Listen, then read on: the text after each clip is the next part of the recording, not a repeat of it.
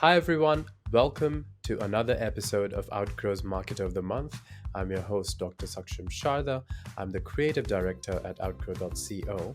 And for this month, we have a special series of Freelancer of the Month, for which we're going to interview Pierre Zarokian, who is the CEO of Submit Express. Thanks for joining us, Pierre. Thank you for having me. So, Pierre, we are going to start with a rapid fire round just to break the ice. You get 3 passes. In case you don't want to answer the question, you can just say pass, but try to keep your answers to one word or one sentence only, okay? Sure. All right, so the first one is, at what age do you want to retire? 55, How long does it take you to get ready in the mornings? 20 minutes. Most embarrassing moment of your life? One time at the airport, I took my belt out and my shorts almost dropped down. Okay, your favorite color? Green. What time of the day are you most inspired? Mornings.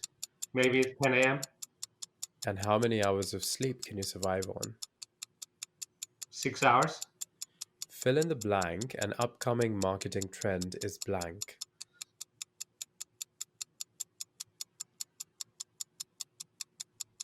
Pass. The city in which the best kiss of your life happened. Los Angeles. Pick one, Mark Zuckerberg or Jack Dorsey. Mark Zuckerberg.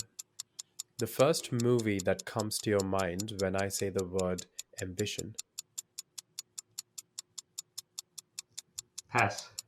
Okay, the biggest mistake of your career.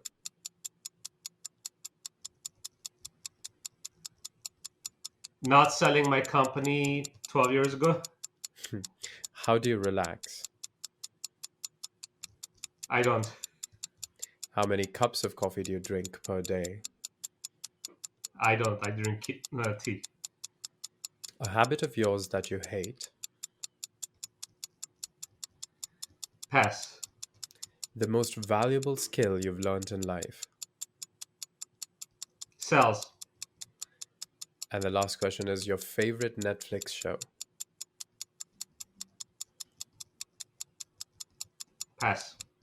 Okay, so let's go on to the long form questions, and these you can answer with as much length as you like. And the first one is, what are some of the services that Submit Express provides? So Submit Express started out over 20 years ago with search engine submission and SEO services, and obviously that's where our name comes from, Submit Express, because in the old days you used to submit your website to the search engines to get listed, but that kind of became outdated after a while because Google automatically will discover your pages. So, sometime in 2008, when the recession hit, we decided to expand our services. I had up to 30 employees, more than 30 employees, I would say, around 2008, which was our best year. And after recession, kind of things slowed down. So I decided to expand our services to reputation management and web development and social media marketing and anything related. So as a result, I also have another company called Reputation Stars that operates online reputation management services, and then I have Web Design Express and iClimber, which is the social media company. So those are the kind of services that my company provides right now. It's basically all kinds of digital marketing services. Hmm. And what has your experience been now that you've expanded into all these other services? Do you think these services have become more and more important compared to what you were doing originally? Yes, SEO is still probably about 50% of my business. Used to be 90% or more of my business, but now I'm getting more business in other areas. SEO is so competitive these days, and it's so hard to get results on SEO too. So as a result, less people can afford it. Back in the day, in the 2000 mid 2000s, we were offering services for 500 a month, and we would get great results for our clients. We'll just do backlinking, directory submissions for $1 per directory, and then we would get excellent results. But to get that kind of results these days, you cannot do that for $500. You have to spend probably 2,000 to 5,000 a month to get quality backlinks and work. So as a result, you also get less clients interested in signing up because they just can't afford. Small business can't afford it anymore. So I'm seeing more business coming in my way in reputation management. Also, another service I provide is Wikipedia page creation. That's been a big part of my business recently, especially on Upwork, where I do most of my freelancing, because it's kind of like a niche industry and market. So there's not too much competition in it. And so, what do you think the future of the SEO industry is if it's becoming so hard to operate in general? I think SEO is not going away anytime soon, but people are finding other ways to get sales and lead generation. They're like, there are so many channels these days. For e-commerce, people go on Amazon and eBay to sell things, and for services, you could get leads through other sites like freelancing sites like Upwork. So SEO is becoming less and less important, but it's still there because people still go on SEO and look for either services or products. And so, what, according to you, would be some of the best practices for creating SEO content in 2022? So just a lot of article writing and submissions. That's been going on for years, and I don't think it's going away. Writing articles to submit to different publications for guest article postings. That's still very important because that's the primary way you can get backlinks. That's how we do it, is we're just distributing articles to different publications and getting them posted. It's a lot of work because submitting, let's say, 100 articles, you might get one or two people posting it, unless you provide some kind of an incentive. And that works well too.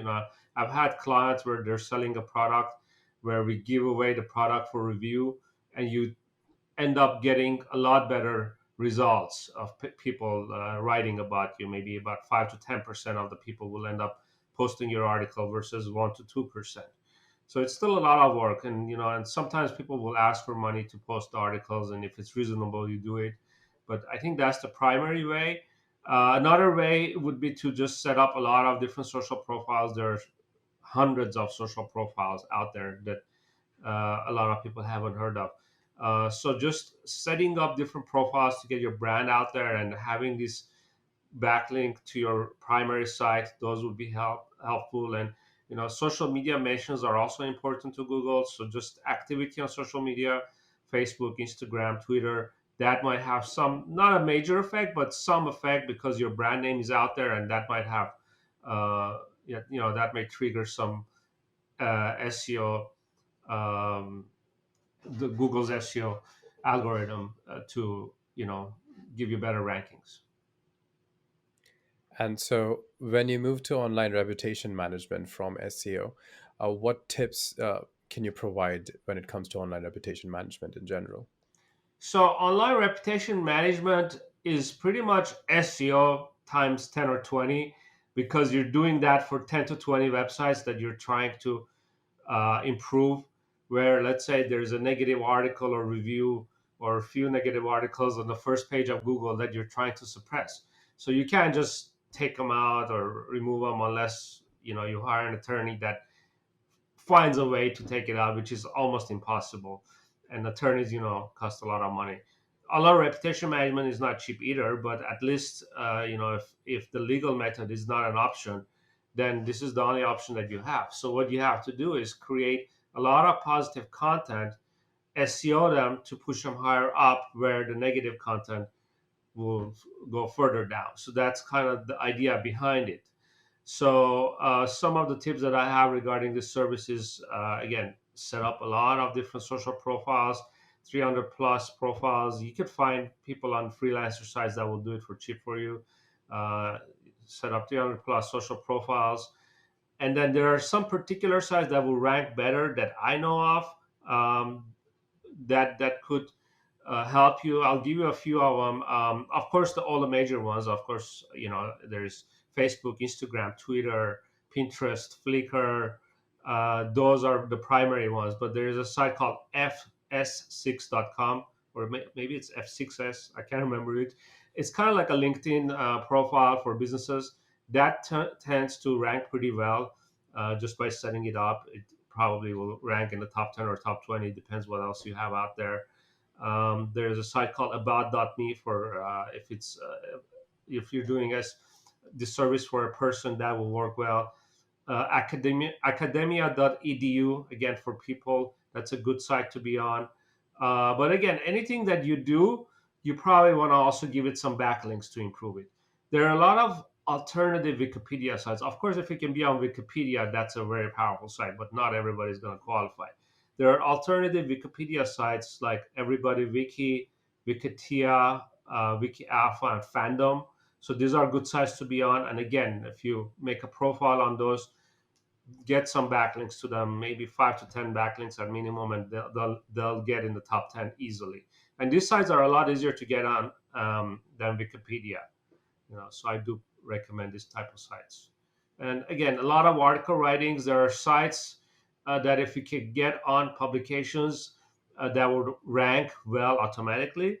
So look for quality sites that you could be on, guest article postings, and sending it to these sites, or paying a fee. I mean, if you want to be on a good site, something like Forbes or Entrepreneur, it's possible, and there are people, even myself, can do this. But we end up paying somebody to post those articles, so it's pricey. You're looking at probably anywhere from $2,000 to $5,000 for a good quality article on this type of sites. So those might rank well depending on your budget. And then a lot of SEO. So whatever you do, you gotta SEO it and backlink it. And when you do articles, have 2 or 3 links to your profiles. There's something else I want to mention, but it's not coming to my mind right now. But yeah, those are the main ideas. And so I guess all of this has to be in place before someone even starts to think about making a Wikipedia page, because you're saying that is something that comes later, and it's easier to get on all these other encyclopedias online or different social websites. But how do you now? What tips would you have for someone looking to make a Wikipedia page then? So Wikipedia's main criteria is to have significant news coverage, and they don't really disclose what that is. Is there a specific number they're looking for? No, not really. It's just because it's usually comes down to different admins that end up reviewing your site. So some admins might be easier than others in their criteria. So if you have, let's say, 2 or 3 really good significant articles about you, you might get in. And then if you have maybe 20 plus articles, but they're not really significant, they're just a mention or a quotation, you may not get it. So it's not based on the number, but it's also based on what they're saying about you. And a significant would mean the article have to be fully about you, or have at least 2 or 3 paragraphs of content about you or your company, whatever the subject is that you're trying to post about. And also the quality and the notability of the publication is important. So if you're just on some random blogger website, it may not get accepted because they may not consider it a reliable site. And you can get a lot of those for cheap, and Wikipedia admins know that. People will go out there and buy articles on, cheap sites, and they're paid articles. They would know that. So they want to see natural articles. If anything is paid, they'll probably know. So you really got to have some natural PR. And I remember what I was going to mention in my last part about ORM, press releases. Those help too. So do a lot of press releases and do it through different networks, and a few of them will end up ranking. So the press releases also might help you get more publications. And that's another service that I offer. But it's really hard to get coverage with press release other than the press release itself. But if you have something really interesting to say, then you might get additional coverage. So it really depends on what your press release is about. So yeah, I mean, and some of, like, as far as Wikipedia goes, sometimes depending on what you do, you may get in with less news coverage because of who you are as a person. For example, musicians that have a top 10 record or even a top 100 record in any country, they may qualify. There's a lot, like there's over 10 criteria for musicians that you may qualify. Like if you toured two different countries, if you were nominated for a major award and those kind of things. So even if you have less news, you may qualify as a musician. As an academic, you may qualify. As a scientist, you may qualify if you had a lot of publications.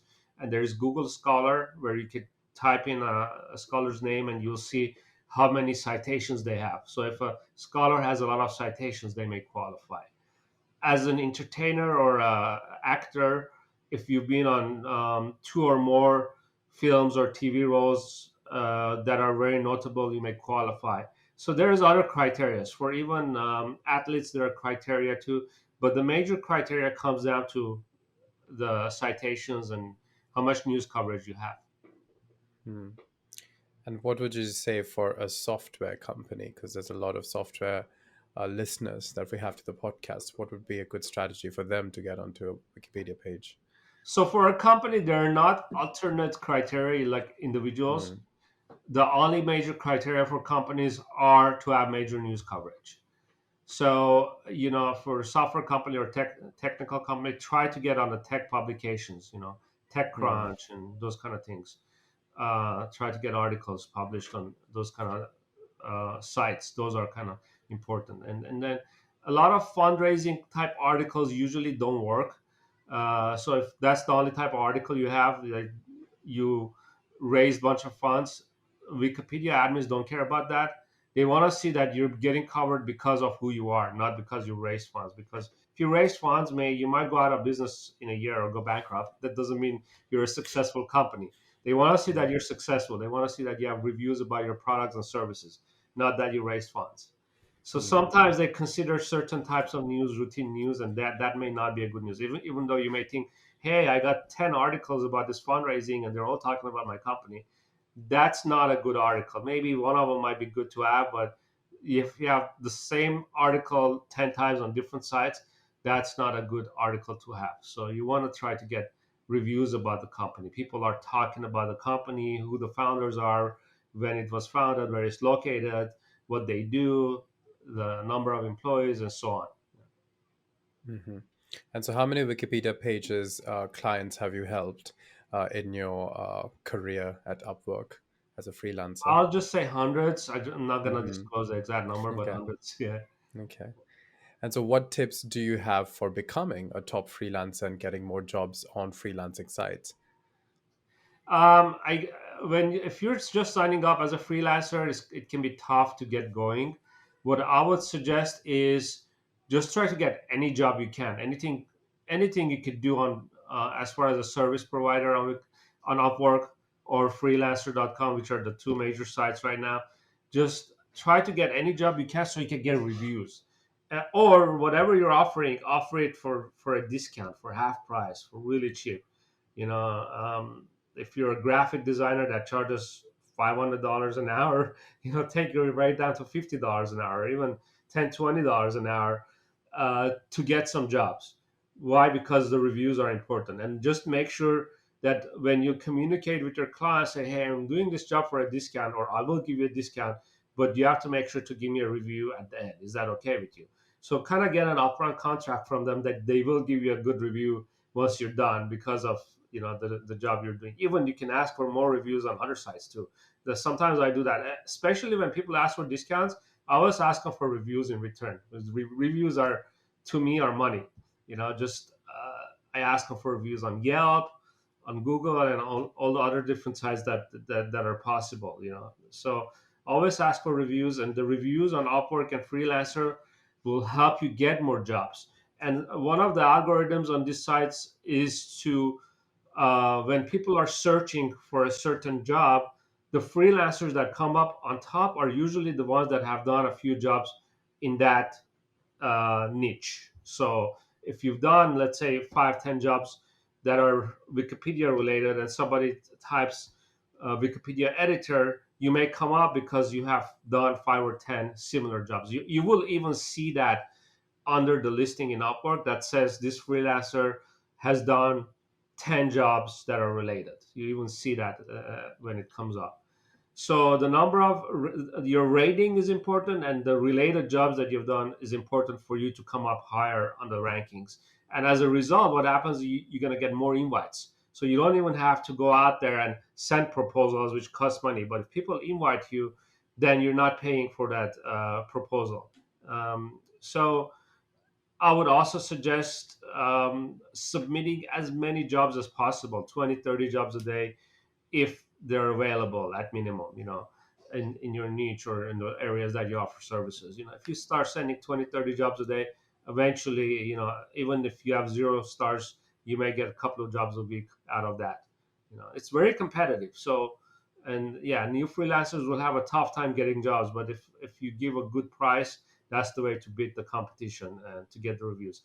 Upwork seems to be a little bit higher quality as far as the type of works you could get, and also I feel there are better quality freelancers on Upwork as well versus freelancer.com, where if you're a US freelancer, you're competing against a lot of offshore freelancers, which they're not necessarily low quality, but they provide uh, lower rates. So it's very tough to compete with freelancers that are offshore. So for me, I really have a hard time getting jobs on Freelancer, uh, Hmm. even if I apply for jobs. So I kind of stopped really doing much activity on Freelancer. Here and there I'll apply for some jobs, but really it's a lot tougher, in my opinion, for a US freelancer to get jobs on freelancer.com versus Upwork. And the good thing about Upwork is that it also has an option to look for only US freelancers. So if you are US based, you get kind of a boost in that category, because if people are looking for US freelancers, then automatically all the offshore people are eliminated as a competitor. So that's the good thing about it. Hmm. And you mentioned Wikipedia again. Like, how do you, like, for someone who's trying to make Wikipedia pages, I guess they also have to guarantee that the page lasts for a while. What is Wikipedia's policy on like deletion of pages? So yeah, I mean, it's very tough to get on Wikipedia, and also another factor is that people should know about is that paid editing is actually against Wikipedia policy unless you disclose it. Hmm. So an ethical Wikipedia editor will disclose it and submit it. So you want to make sure that the person you're working with stays within the guidelines and does that. But there are also pros and cons. If you disclose paid editing right now, the wait period to get approved is about 4 to 5 months long, or to get reviewed, not approved. You may even get declined. Sometimes they may just decline it for, if you have a couple of bad citations or something sounds like an advertising, they may decline it, and then you have to resubmit, and then that period resets, and you may have to wait another 4 to 5 months. Now, it's not necessarily 4 to 5 months, because sometimes they also review it in a random order. Your time frame, if you're lucky, could even be a day. But usually 90% of the people will end up waiting that 4 to 5 months. Now, there's a second way to post a page, and I call it a covert posting. Whereas if you have an aged account that's a few days old and a bunch of prior edits, you could just post the page live, and then it goes live right away. That doesn't mean it's going to get approved, because the review comes after you post it. And usually in the first 5 to 10 days is when somebody might review a new page, and then if they feel like it's not quality, they will either draft it, they'll say it needs more work, or they'll put it up for deletion. And it's called they nominate it for deletion. And what happens is different editors will come in to vote to keep or delete your page, and that's a 7-day process. And after 7 days, they tally up the votes. If you got more keeps, they'll keep it. If you got more deletes, they'll delete it. If it's about even, it'll get renewed for a week, and up to 3 weeks, it may get renewed. If at the end it's about even, the consensus is to keep the page rather than delete it. They'll keep it. Now, it's also important to what the votes say as far as an argument. You can't just say keep it because this person is really popular and has been on a lot of TV shows, for example. But you could say keep it because this person has 20 plus articles, and even maybe the writer of the page didn't post some of the better citations. And as a person that votes on the outcome, you could find more citations and post it and say, well, here are a few more citations that you may consider. Looks like they have good coverage.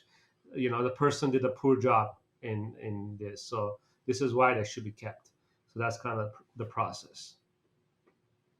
And so, how like an individual Wikipedia freelancer who is creating Wikipedia pages, does he have to offer some sort of guarantee to his clients, or what is the best way for him to approach this? A lot of freelancers I know that in this niche, or nobody I know actually Mm, provides any guarantees.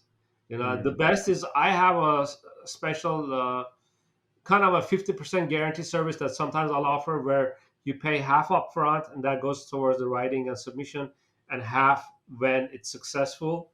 So that's the mm, best I offer, is like 50% guarantee. You pay 50% up front and 50% if it gets in. And if it doesn't get in, I'll retry multiple times. And usually most of my clients go with this option because there's a good chance you may not get accepted the mm, first time. They may find one or two sentences that are kind of sounding like an advertising, and you may get declined. And even if they suspect you're a paid editor and you didn't disclose it, you may mm, get declined. And also, mm, people have to be careful on hiring freelancers on Upwork and Freelancer and all those places. Is that because if you disclosed who you are, and you disclose the company name, the person that you're trying to make a page publicly, now there are wiki admins on Upwork that are looking for these kind of things. And then if somebody ends up doing mm, the work for you and didn't disclose paid editing, they may just decline your page. And there are also a few individuals on freelancers, when they get invites to these jobs and they don't get the job, they'll actually report you. They'll report their competition. They'll report, say, hey, this guy was looking for a mm, hire a paid editor on Upwork, and here's a screenshot. And then when the freelancer makes the page for you and didn't end up disclosing that they were a paid editor, the page may get declined. Now, that's not the end of the world. You could still resubmit it, and this time you disclose that you're a paid editor and say sorry. Maybe pretend that you didn't know the rules, and then resubmit it. So there's still a way to get in, but it's not the end of the world. But it just gets harder and it delays the process. So, I mm. mean, my recommendation is, if you can wait, you don't care about the time frame, then always disclose paid editing. Stick with the guidelines. Always disclose paid editing. That way, um, you won't get declined because they think you're a paid editor. You're complying with the guidelines. Okay. So, well, going back to SEO again, the global freelancer SEO services market is expected to grow from 9.7 billion in 2021 to 11.9 billion in 2022 at a compound annual growth rate of 22%. So, what do you think the future of SEO is in the freelancing industry then? Um, I think it's probably going to get better with, after COVID.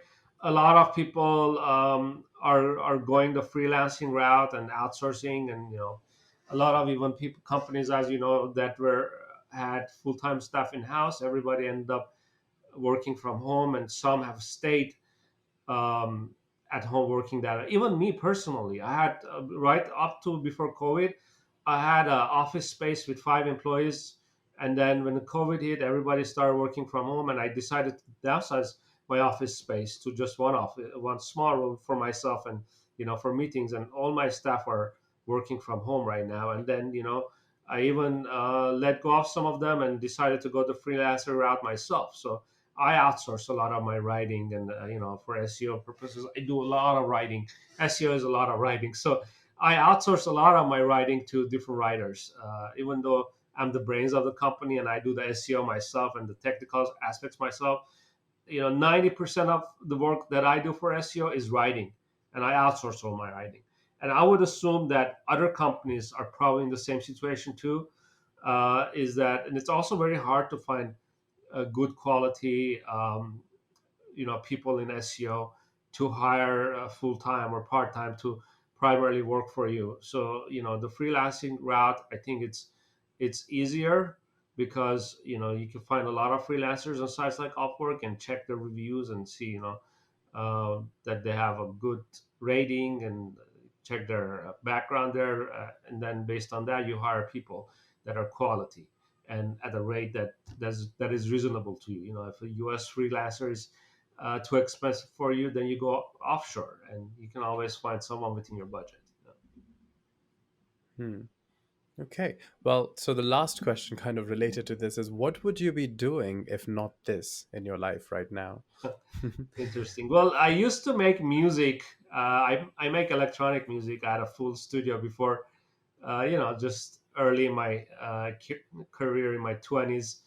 And then, when I started this business, there was not really any time for that. And then I got married and I had to put my studio aside because I had a couple of kids. So there's not enough space to have a studio in my house. So everything is in storage right now. But I love making music. That's my passion. So that's probably what I would have probably been a DJ, but a DJ producer. Okay, well, hope that does come true someday. Well, thanks everyone for joining us for this month's episode of Outgrow's Freelancer of the Month. That was Pierre Zarokian, who is the CEO of Submit Express. Thanks for joining us, Pierre. Thank you for having me. Check out their website for more details, and we'll see you once again next month with another Freelancer of the Month.